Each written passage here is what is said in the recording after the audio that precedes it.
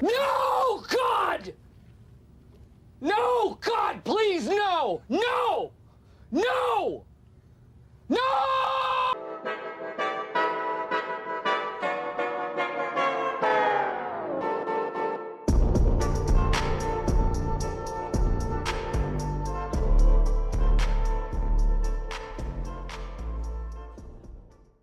This man Ironside is legitimately pure evil. Like, no one can convince me that there is probably any redeeming qualities to Ironside. And I was one of those people. I was definitely one of those people who was holding out that like maybe he could potentially be like good deep down. No, there's no way. There's no way. Chapter 19 for Four Nights of Apocalypse was absolutely insane. Like I don't know what I was expecting, but it definitely was not this. And honestly, in the beginning of the chapter, or not even in the beginning of the chapter, but in their confrontation with Ironside, I really thought he was going to be focused on the ritual the entire time, like how it was last chapter where he really couldn't pay them attention. But this chapter, when he turned around completely, Know my power. in the beginning, I'm like, oh, he's gonna like fight them. I don't understand like how they're supposed to win at all. And I was really hoping there wasn't going to be some super cliche moment. I mean, you never know, there still could be, where they somehow band together and beat him. But this chapter really shows like Ironside is really nothing to be messed with, honestly. He starts off by doing this move that like makes all these little like stars kind of, well, not, they're not stars, but like they look like little like stars of energy around them, and then they just like explode, or not explode, but they like just transform into a bunch of the cross slashes that he does all around everybody. And it's one of those things where like I really wish we could know exactly what Ironside's magic is, because if his magic is simply just to slash things like that, I mean, it's cool, but it just seems seems really basic. I feel like there's definitely something else more to it, but I have no idea what else it could be. Like if it really is just he's just making slashes out of magic. I mean, it doesn't appear to be made out of wind or any element, like at least from how it's drawn, it doesn't seem like it. I doubt it's like a light-based attack. It's like I really have no idea what exactly it could be. So I really hope we do get some type of name or title for it soon. He goes to attack Percival's whole group. Annie's dad rushes in and like protects her from it. So like I don't know what kind of speed feat for him that is. I don't know if he used to be a knight potentially, or did he somehow see this coming. But I mean, yeah, Annie's dad was able to get over there and intercept the attack for her. So I mean, you know, that was pretty cool. But in this moment, we also got to flash over to Donnie. And this is one thing that I really do enjoy about series. When they don't stay focused down on like one thing for too long, they flip back and forth between multiple things. Because somebody like me, even if something exciting is happening, I can sometimes get bored if we're on one topic for too long. So I kind of like it when they like bounce around like this. So we do go back to Donnie running away, and like, this chapter does make me dislike Donnie, like personally, like just on a personal note, he bothers me just because like your friends are over here getting clapped. Help me! And you ran. And like I get it, Donnie has something that he's like trying to survive for, and it just brings so much more speculation to Donnie's character. Because like when we first meet him, he's just some random thug who's literally trying to rob Percival, to where he kind of, you know, we start to warm up to him, and then he pulls this and runs away. And there's like a girl who's about to get eaten by like a chaos beast, and Donnie's like, oh, somebody needs to help her. And it's like, why don't you go help her? Like, why don't you go do it? And then we get this small line of like, uncle, like, well, like, what should I do? And I was like, uncle, I was like, it was like Iroh about to come down, and we're about to have like a Zuko and like Iroh flashback moment for like for a Donnie. So I'm not for sure what exactly Donnie's past entails. I mean, we may get a flashback. Like if we do, hopefully it's like after this. I really don't. I love flashbacks, but I don't necessarily want a Donnie flashback in the middle of all of this. I want to keep. I'm excited for what's happening. So we can get to that later.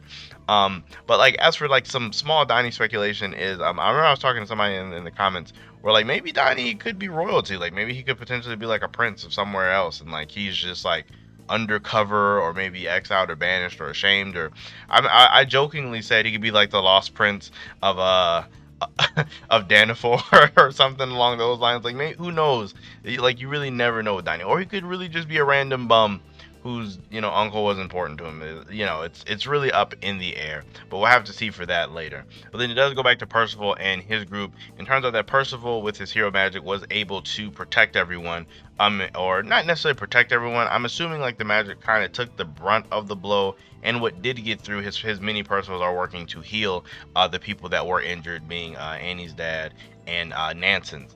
We also get this small tidbit for Nanson's, that Nanson's does not have as much stamina as most people, according to himself. So I guess this could be a little way to offset how like potentially broken Nanson's ability could be. And I guess it does make sense because Nanson's isn't like a fighter per se. Like, I mean, it looks like he has some skills with like his swords or blades or like whatever, but it probably just goes to the Nanson's more than likely wasn't in a lot of actual fights in the Echo Gorge, all like that. So I mean, that's very understandable. But aside from that, we do get Percival and Ironside in an interaction. This is like, this is the meat of the chapter for me. But Percival's asking Ironside why did he kill his grandpa, and it's funny because I guess Percival doesn't know why, actually. Like, Percival would have no idea, or like us as the reader, we do.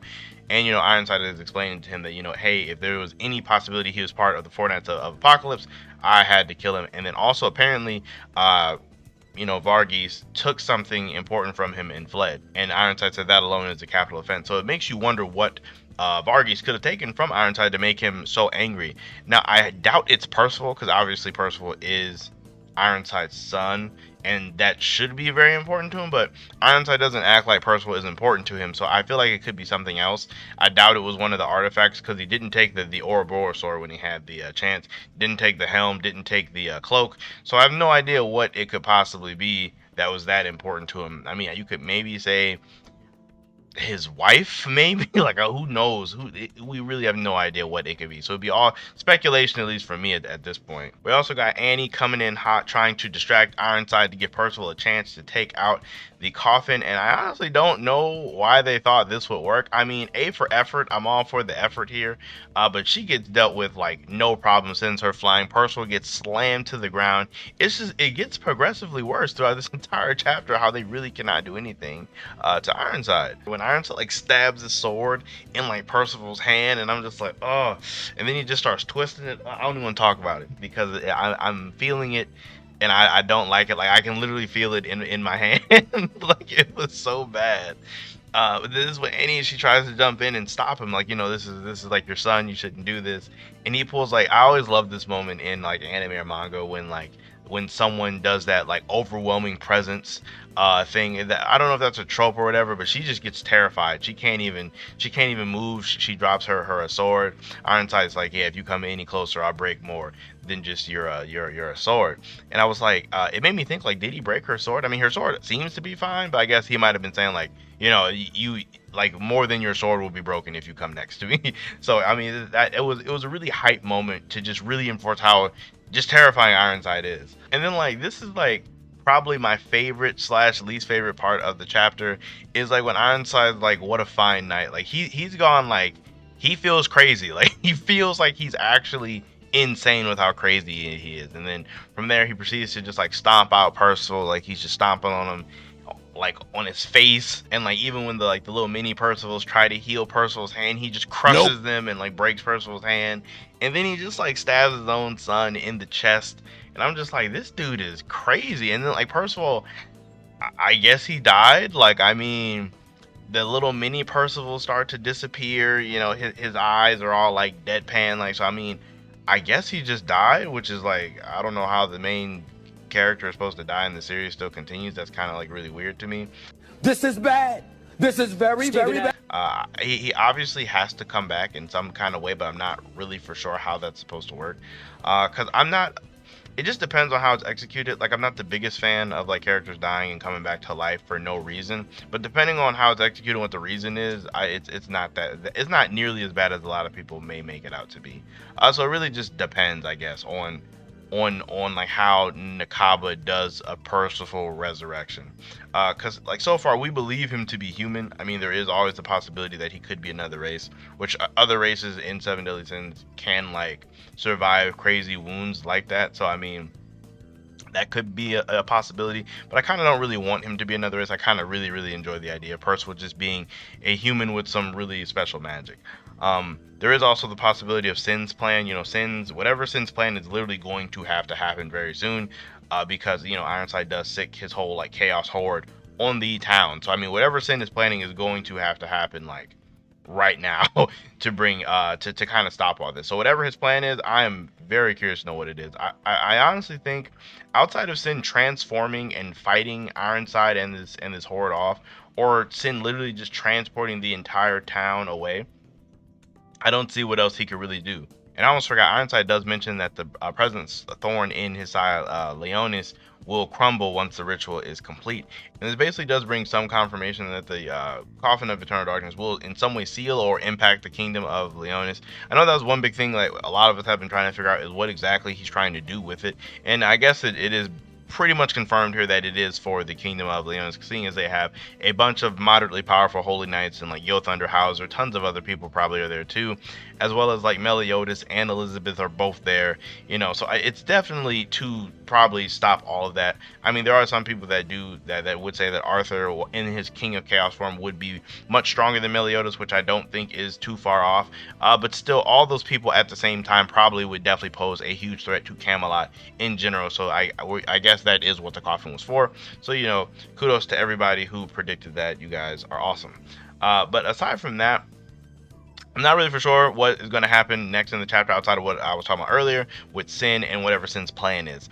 So I am really pumped to see what it could potentially be. I'm personally leaning more towards a transformation of Sin revealing like whatever its true form is. I still kind of think Sin's a girl. There's definitely a lot of speculation there on who it could potentially be, as far as like a returning character, or you know, someone completely new in like Arthurian lore, I think is how it would be said. But yeah, let me know how you guys feel about the chapter down below. Like overall, I'd probably give it like a 9.5, maybe super close to 10. This is really close to a 10 for me. Probably like a 9.5 for me personally.